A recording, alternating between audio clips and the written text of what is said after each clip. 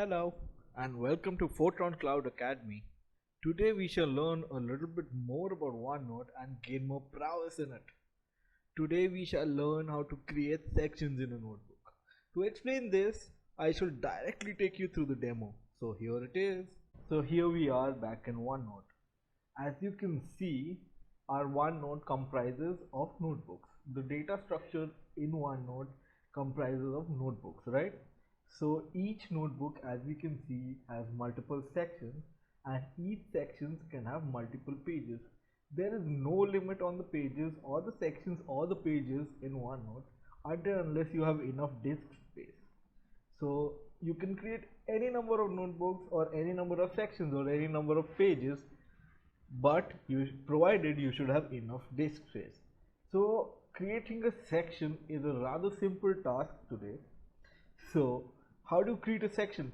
So you see a plus section sign here, you click here and voila, you have another section. Similarly for pages, the plus page, you click here and here we have another page to work on. Similarly for notebooks, you create a plus sign here and you have to give a notebook name. Your notebook will contain all these sections and these pages, right? I should have started with the notebook, but I started in the reverse, so that also works. So we give a notebook name, right?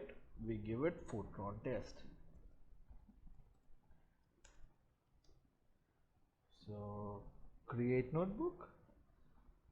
So notebook creation takes a little bit of time and space, obviously, because it will contain your existing sections and pages.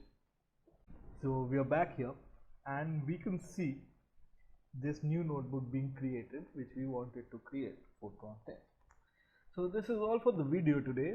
For more features and more tips and tricks about OneNote, you can stick around to Foetron Cloud Academy and subscribe. Thank you.